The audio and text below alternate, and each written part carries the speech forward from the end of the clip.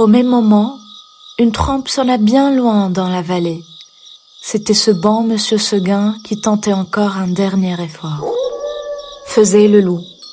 « Reviens! Reviens !» criait la trompe. Blanquette eut envie de revenir, mais en se rappelant le pieu, la corde, la haie du clos, elle pensa que maintenant elle ne pouvait plus se faire à cette vie, et qu'il valait mieux rester. La trompe ne sonnait plus. La chèvre entendit derrière elle un bruit de feuilles. Elle se retourna et vit dans l'ombre 2 oreilles courtes, toutes droites avec des yeux qui reluisaient.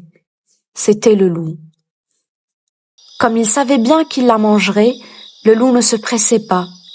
Seulement, quand elle se retourna, il se mit à rire méchamment. « La petite chèvre de monsieur Seguin !»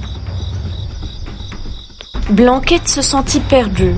Elle tomba en garde, la tête basse et la corne en avant. Alors, le monstre s'avança et les petites cornes entrèrent en danse.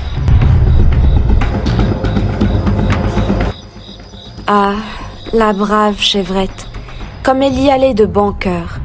Plus de 10 fois, elle força le loup à reculer pour reprendre haleine.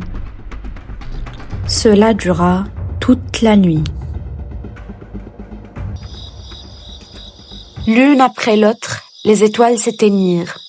Blanquette redoubla de coups de corne, le loup de coups de dents. Une lueur pâle parut à l'horizon. Le chant d'un coq monta d'une métairie. Enfin, dit la pauvre bête, qui n'attendait plus que le jour pour mourir. Et elle s'allongea par terre dans sa belle fourrure tachée de sang. Alors, le loup se jeta sur la petite chèvre et la mangea.